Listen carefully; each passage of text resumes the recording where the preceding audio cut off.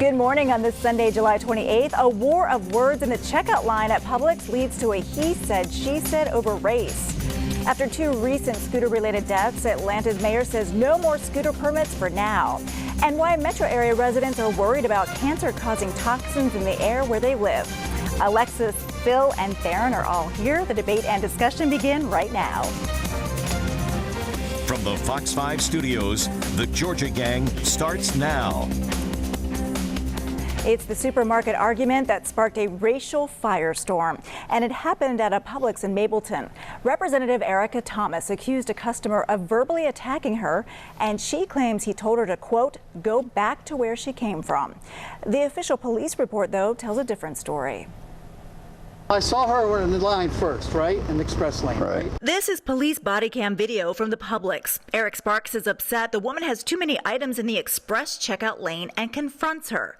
That woman is State Representative Erika Thomas. She is 9 months pregnant and with her 9-year-old daughter. I am 9 months pregnant, and so I can't stand up for long. In a news conference, Ms. Thomas said Sparks verbally attacked her and told her to go back to where you came from. Go back where you came from.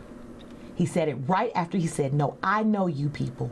You're ignorant. In the body cam video from police, Sparks admits calling her a lazy SOB, but denies telling her to go back to where she came from. The body cam video also shows an interview with a witness who corroborates Sparks' side of the story. And she said, you can go back to where you came from, and was pointing him out the door. And that's what he said to her? No, she said that to him. Representative Thomas's attorney says that witness wasn't close to the encounter and police should have interviewed more people before deciding that no charges would be filed. Alexis, today I want to start with you because of your history in the civil rights movement. Did she do the right thing? Did Representative Thomas do the right thing? The right thing about what? About calling police, about how she handled it? Well, I think as she's also a politician, so she's definitely going to want to let the public know what's going on in her constituents. I think she was trying to defend herself primarily, and then other women who feel that they're being attacked by the system. Did she lose credibility, Phil? Because she came out last week and she said, I want to quote here because this is not a reporter summarizing her words. She said, I don't want to say he said go back to your country or go back to where you came from, but he was making those types of references is what I remember. And I think a lot of folks there, I think her credibility is in question there. Well, yes, her credibility is in question. And let's go back to how it happened. I call it legislative privilege or legislative arrogance. And we've seen this regardless of color. She's going in the line with too many items. I mean, there's a sign there. That irritates everybody regardless of race, color, or creed, okay? Now, did the guy handle it properly? He was rude, yes. You know, you don't want to condone rudeness.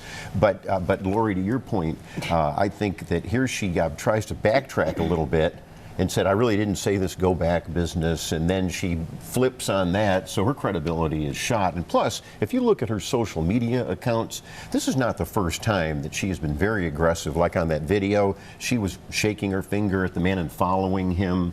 That's not how you should comport yourself. And I'm not defending the man either, but I think the fact that she has had posts that have disturbingly anti-white sentiments in it. So this never should have happened.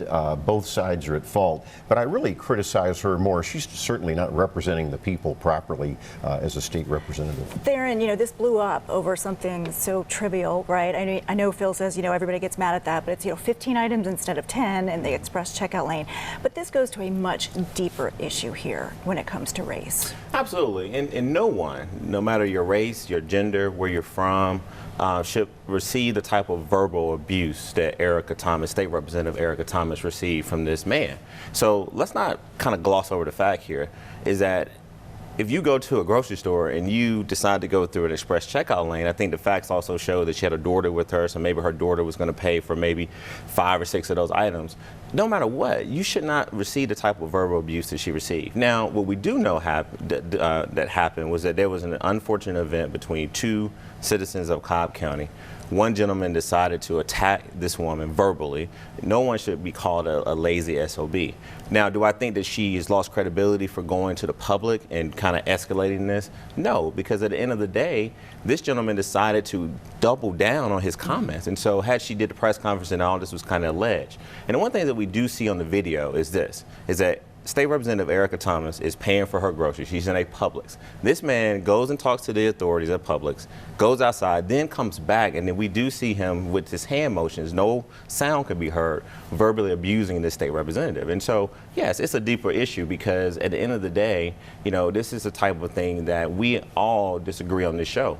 But never would I go and call Phil or you or Alexis any type of names, even when I get very, very frustrated with you. And so I think that this man has not apologized. That's the one thing that's really more appalling to me, Lori, is that he's saying that he didn't say it, she's saying he said, to go back to where you came from, but there was no remorse. There was no apology from this man to this woman. And I would be saying the same thing right now if the race were different and the genders were different. And I just think that it's very unfortunate that in this country where we know we have a president who kind of shows some of this same behavior on his Twitter accounts, that this is going on right in our backyard. Should Erika Thomas apologize? I mean, here she's made some inflammatory statements, and then she kind of walked back her comments, and then a witness completely disagrees with Erika Thomas. Listen, what I'm saying I know happened, what he said, she said, we don't know that, Phil, because only the two of them or maybe 4 people were there. What I do know happened is that a black woman was assaulted verbally by a white or Cuban man in Cobb County. And to me, what they did after what happened, a lot of them probably, you know, think they could have done things differently. What I'm saying is that I think that this gentleman should apologize to State Representative Erika Thomas, because no matter what the report says and what the witnesses say, there was a verbal attack on this woman because she had too many items in the express lane in the grocery store. Well, race should have never come into this. I think both of them. I think one of them should come forward and be the bigger person and apologize. I don't care who it is. I mean, he was wrong. She was wrong, I think, in a lot of regards. And Theron, do you think that Gerald Griggs, her attorney, should pursue more charges and keep this on, or can we not just get past this? Well, I do think that, listen, I know State Representative Erika Thomas. I do think this is definitely taking a toll on her. Let's not forget this is a woman who's 9 months pregnant. Gerald Griggs is a good attorney. I mean, he's been in similar situations like this.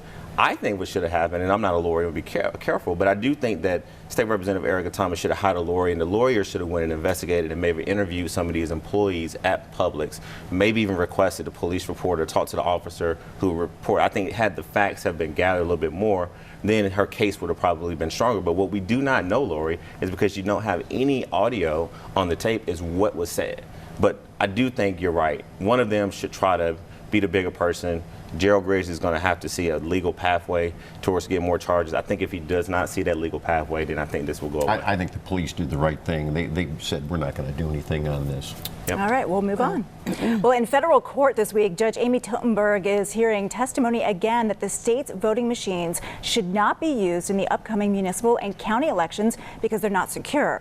So, Phil, we've heard a lot of testimony about flipping votes, lost ballots. At the time of this taping, there's no ruling yet from Judge Totenberg, but what are your thoughts? Are we maybe going to see paper ballots come November? You know, just this past week has been devastating for the state in this whole business of the voting machines, and should we have paper ballots to be filled out by a pen. To remind everyone, just before last November's election, Judge Totenberg really said the state was wrong. There's been a lot of deficiencies, and we need to go to paper ballots because the election is so close, we're not going to do that. And so, but here we are now, and so we do have some municipal elections and others this year. You know how I like to look in the crystal ball. I think the state looked really bad this past week.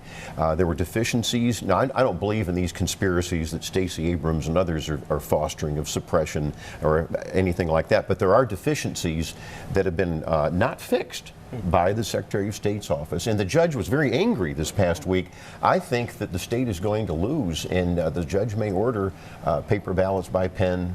Alexis, would you like to see that come November? Well, I would like to see a secure ballot and voting, because that is a concern, especially after this week's testimony in Washington about the Russians trying to affect each of the 50 states were at risk, because they were targeting to affect our outcome in our ballots and our votes. So I appreciate whatever is going to work. Now, if it's a paper ballot, I hope it's not those hanging chads that We don't had to need count any more controversy. 20 years ago. But I think they just need to make sure that it's a secure vote. All right. Well, coming up, no more scooter permits in the city of Atlanta. We'll discuss next. Have a question or comment for the Georgia Gang? Email them at georgiagang@foxtv.com. After 2 scooter-related deaths, Atlanta Mayor Keisha Lance Bottoms signed an executive order prohibiting new companies from obtaining electric scooter permits. Theron, I know you are involved with Link, which is a electric scooter company. I think that this is a good decision by the mayor. It is, and I think that it was the right thing to do. The timing of it was something that I think that the mayor's office probably contemplated. But there are those that believe that scooters in the city has been a great addition. It's getting cars off the road, it's reducing pollution, and people are riding them, and it's an economic generator as well. But I do believe that this moratorium is going to really sort of try to reduce the amount of scooters that are on the road that possibly could be not as supervised as they should be. I know that there's companies out here that spend a lot of money hiring people to make sure the scooters are where they're appropriately supposed to be. If they're not charged up, take them off, recharge them. And so I think it'll reduce the amount of scooters that you see on the road. And now it's going to be really interesting to see what are the next steps. How would a city, who I believe is a city that wants to be the Silicon Valley of the South, how do you embrace these scooter riders, but do it in a very good way that makes it safe? Phil, it's a moratorium on new permits, but it's not a moratorium on the scooters themselves. So I think they should wait till we can come up with some type of secure safety plan. They said that you couldn't ride them on the sidewalks, and then we have 2 people that were killed. What are your thoughts on this? Well, that's right. And I've talked to several members of City Council. And number one, they want more input on what's going to happen with what you call next steps. And we do need to talk about next steps in a minute. But secondly, I do think that we need to have a moratorium. I have no problem with the e-scooters, but the city of Atlanta just wasn't ready for it. It was, and I have nothing against the companies, but we need to have an enforcement mechanism. I think all of us have seen a lack of enforcement. I've been very nervous when they started from the sidewalks to go into the streets. And then we've had deaths occur just recently. So I think we have to have a moratorium. We need money. We hadn't even talked about the revenue. Where's the money coming from to police this? And there needs to be trust in the administration. I'm sorry, but there's not a lot of trust, especially not after the Renew Atlanta fiasco with money spending. We need to have City Council, which is, I think, far more accountable to the public, work on these next steps that you're talking about. But for our viewers, I want the viewers to know there is an enforcement process in place. So I don't want our viewers to think that the city is not enforcing the rules that are on the books that are in the ordinances right now. What this moratorium will do is that it'll give them opportunity to stop new permits, which means that it won't be as many new scooters coming to the city, but also for them to figure out how do we enhance our enforcement policies, and then also get input from the operators too, because they deserve to be heard, because they're doing this successfully and sort of not as successfully in other cities, and so they can come back with some best practices that'll work in cities comparable to the city of Atlanta. I want to move on to another issue. On the streets of Atlanta, they may be illegal, but that's not preventing hundreds of ATV riders taking to the streets, popping wheelies, weaving in and out of traffic. Police made 3 arrests this week. A lot of residents are fed up because they're putting other drivers in danger. You can see them on the sidewalks there, and not to mention the noise. So Alexis, what can the city do here? Well, I think one of the things that they're going to do is to set up some system where they can make the streets safe for everyone, not just pedestrians and people in cars. And the councilman whose district has had the 2 deaths, Amiri Faroki, says that he wants to make sure that they don't put the scooter people out of business, and he wants to make sure that people can feel safe when they drive or walk in the city of Atlanta. But these are the ATVs. The ATVs don't belong on the streets. They belong in ATV parks. They need to build them a track, but that's something the city could do. We could build a park for them, or put something in a park where they could enjoy that. I think the visuals there, and wow. it's a lot to see. You know, weaving in and out of traffic. I mean, it's obviously putting other drivers in danger. A lot of folks are complaining about this. Are the hands tied of, you know, Atlanta police officers here? Well, I think that, you know, first of all, and I don't even know this rule, is it illegal or is it legal to actually operate a motorcycle? Because we saw some motorcycles there, but we definitely saw a lot of ATVs. And then if it's legal or illegal, how do you enforce it? But what we just saw was just excessive. I mean, popping wheelies in the middle of the street, riding up on the sidewalks in the daytime where people are trying to go to and from work. I didn't see any other people or traffic in that video. Yeah, but so was it a Sunday or? It was a Sunday. Yeah, it was a Sunday. And so what I think that the Atlanta Police Department is going to have to do is just to maybe see where these riders are riding and then try to arrest them if they're breaking the law. But if they're not breaking the law, then let's clearly communicate to some of them what they can and cannot do. So I'll be one to know. I don't know. I know you can operate a motorcycle, but I don't know the ATV. And I think that what you're seeing is that these groups are just kind of going around. It's just unsafe. So if they're going to legally be able to operate, they need to operate in a very safe manner. Well, this has been going on for a long time, and Police Chief Erika Shields is far too permissive. You've heard me say that she ought to be fired because a lot of laws are being ignored. And when you get the rule of law undermined like this is not the first time. And there needs to be a police crackdown. We know where they go sometimes, and we need to have mass arrests. They need to start a heavy crackdown, and we need to see licenses. You just can't have them running up on sidewalks. I don't care if it's a Sunday or no people are around. And some of them without helmets. Exactly. Which is another issue. These are all law violations. Well, also, it probably comes as no surprise, but Atlanta is the 4th fastest gentrifying city in the U.S., preceded by Washington, Portland, and Seattle. Now, this comes with the good and the bad. Looking at the old 4th Ward here in the West End, Theron, your thoughts on this? Because we've always talked about affordable housing on this show, too. Absolutely, and that's why, you know, a couple weeks ago, I applauded CEO Michael Thurman and DeKalb County Commission for basically keeping the tax rate, you know, as it is, and lowering it. And it also is a innovative way to fight gentrification. But we've long known that Atlanta is the place that a lot of people want to live because it's a great city. You can actually do anything you want to do here, but we know folks want to live in the city of Atlanta. So there's got to be some processes in place around affordability to make sure that people who have owned their homes 1 and 2 and 3 decades so they can afford to live there.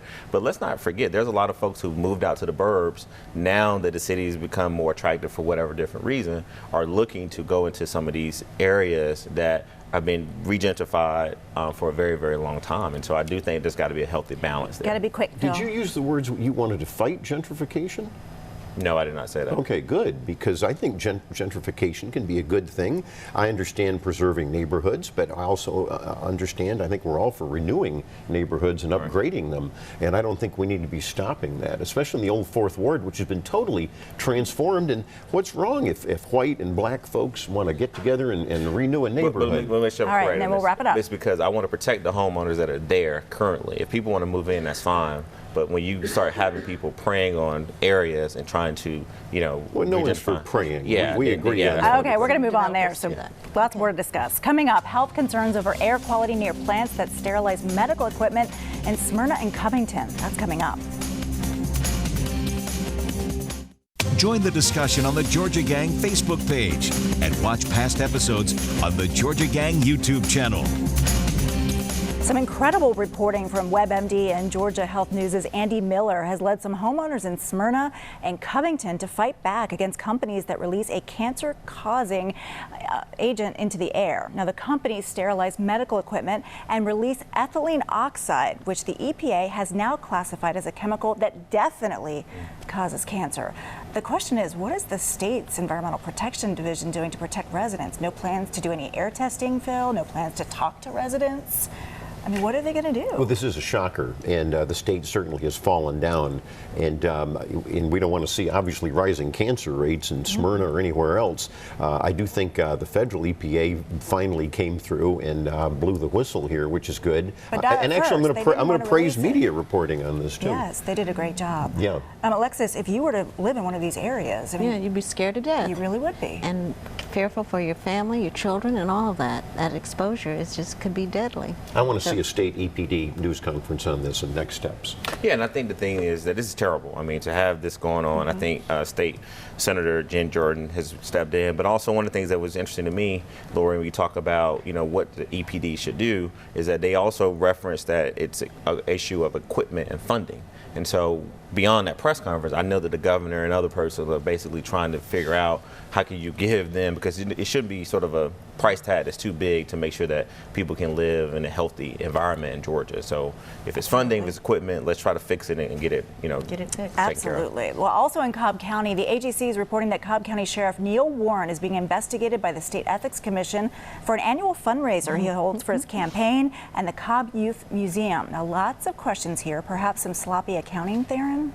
I don't know. This is interesting. This story's been going on for a while, and I think that, what's in question is this event properly being done?